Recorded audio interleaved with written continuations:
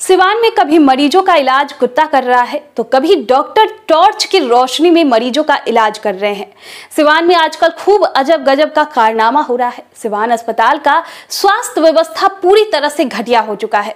मरीजों को injection torch जला कर दिया जा रहा है। अगर जरा सी भी इधर उधर होती तो मरीज की जान भी जा सकती है।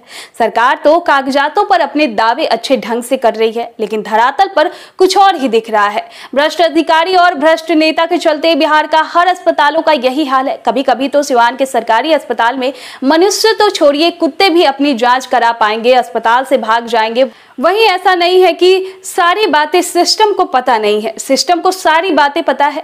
हुजूर लोग सिर्फ और सिर्फ मलाई खाने में लगे हुए हैं। मलाई खाने के आगे लोगों का, मरीजों का समस्या और गरीबों का समस्या नहीं दिख रहा है।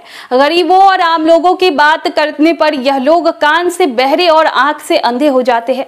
यह ऐसा अस्पताल है जहां दिन में भी अंधेरा कभी कभी छा जाता है और रात को तो सोचिए ही मत। अब पूरा इस अस्पताल का हालत खराब है। कहीं ना कहीं इस अस्पताल का इलाज करना पहले जरूरी है। सिवान में सदर अस्पताल का स्वास्थ्य व्यवस्था पूरी तरह से फेल है। यहाँ दोपहर के बाद अस्पताल परिसर में अंधेरा छा जाता है।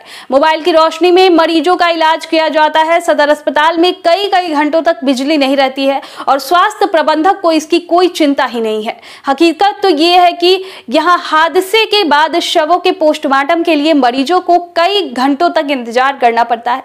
मरीजों के इलाज के लिए कई बार तो चिकित्सक भी मौजूद नहीं रहते हैं। इसको लेकर अक्सर मरीजों और सदर अस्पताल के कर्मचारियों के बीच बहस भी होती है।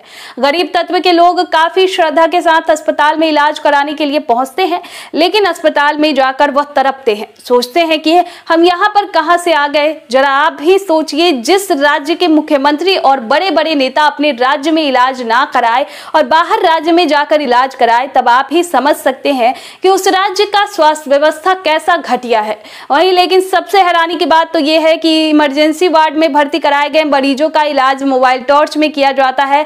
दरअसल यह मामला 3 रोज पहले मंगलवार की दोपहर का है। मंगलवार को सराय ओपी थाना क्षेत्र के चांप गांव में ससुर ने दामाद समेत परिवार के 3 लोगों को मारपीट कर गंभीर रूप से घायल कर दिया था। घटना में पीड़ित की पहचान आशु साई की पत्नी रोशमा खातून, बेटा मोहम्मद अली तथा बेटी संगीता परवीन के रूप में हुई थी, जिन्हें इलाज के लिए सिवान सदर अस्पताल लाया गया, लेकिन यहाँ इमरजेंसी वार्ड में पहले से बत्ती गुल थी। दर्द और ज्यादा ब्लीडिंग से मरीज कराहता रहा था। इसके बाद मोबाइल की टॉर्च जलाकर मरीजों की इलाज शुरू की गई। गौरतलब है कि हाल ही में 23 सितंबर को सदर अस्पताल के फर्श पर एक महिला को लिटाकर इलाज करने का मामला सामने आया था। अक्टूबर को एक कुत्ते को अस्पताल में घूमते हुए भी देखा गया था, वह भी पहले फ्लोर पर नहीं बल्कि दूसरे फ्लोर पर चढ़कर मस्ती से ठंडी ठंडी हवाओं का लुत्फ उठा रहा था। और पता नहीं इस जिले में के सिविल सर्जन सिर्फ निर्देश पर निर्देश देते हैं, लेकिन कार्रवाई कुछ नहीं होता है, वह भी सिर्फ मलाई खाने के लिए लगे हुए हैं। बहरहाल इस घटिया स्वास्थ्य व्यवस्था को लेकर आपकी क्या राय है, कमेंट बॉक्स में जरूर बताएं।